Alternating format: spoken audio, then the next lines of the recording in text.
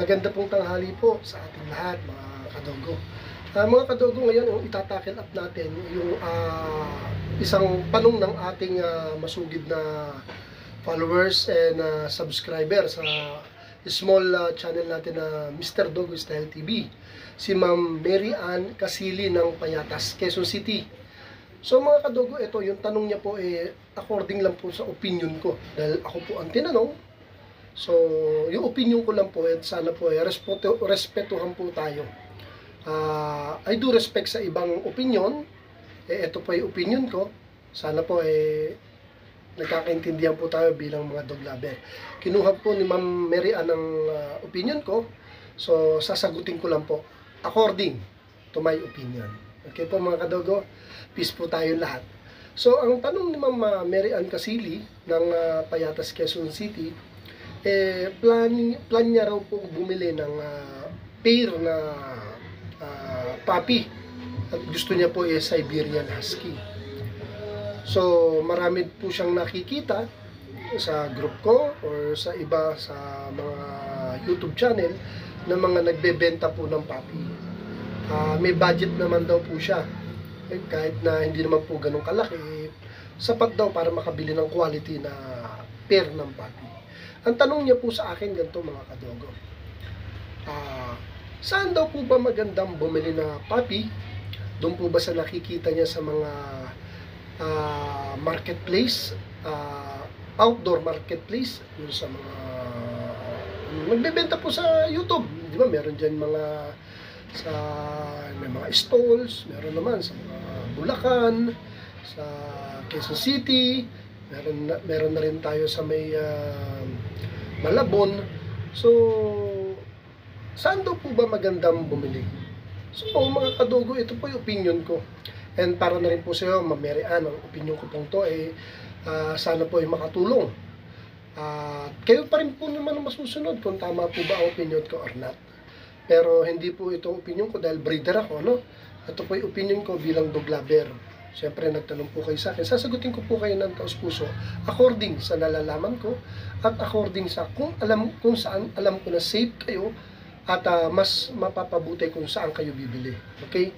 Mga kadogo, ako as a dog breeder,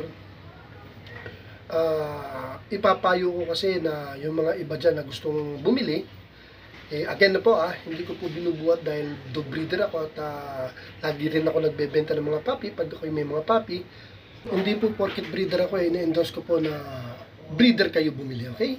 Siyempre kayo po ang final decision, kayo po na bibili, nasa sa inyo po ang final decision kung ano ang tama para po sa inyo. Okay mga kadogo, ang ina-endorse ko po para sa akin, sa sarili ko opinion, sa professional opinion ko as a dog breeder, mas maganda pong bumili sa legal na dog breeder. Malaki pong aspeto kung bibili tayo sa dog breeder. Unang-una po, kitang-kita po natin yung mga puppy kung saan po nanggaling. Andyan po ang dam, andyan din po minsan ang sire. Okay? Sa kagaya ko po, yung sire po, wala po akong male dito, pero andyan lang po sa tabi-tabi, o kapitbahay ko lang po, best friend ko pa nga po yung pinaistadan ko ng aking mga dam.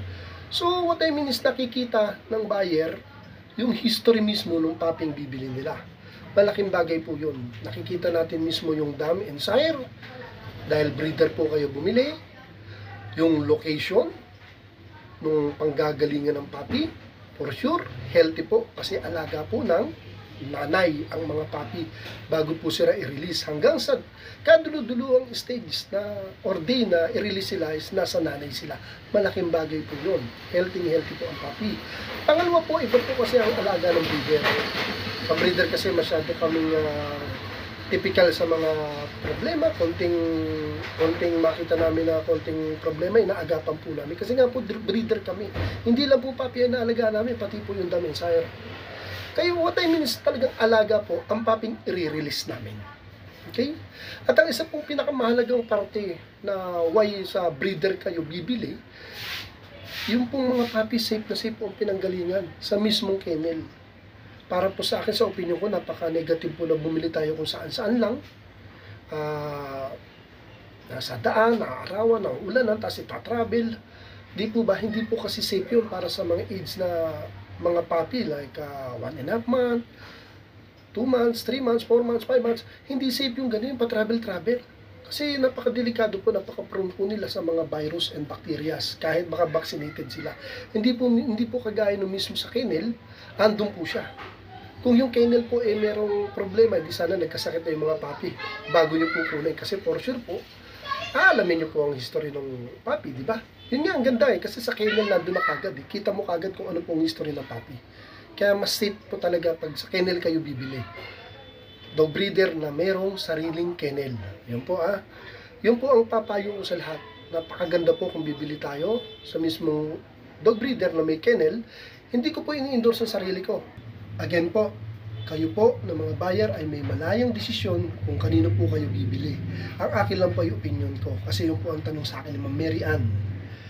Yun po ang opinion ko, mas safe po kung sa legit dog breeder, sa kennel mismo, ninyo kukunin ang puppy.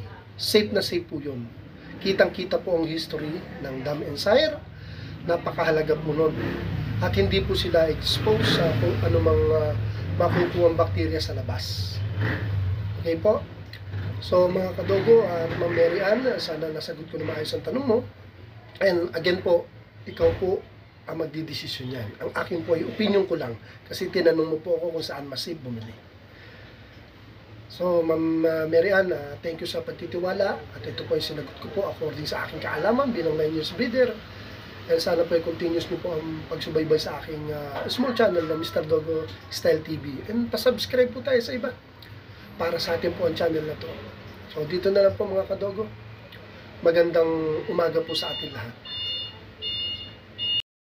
Thank you for watching.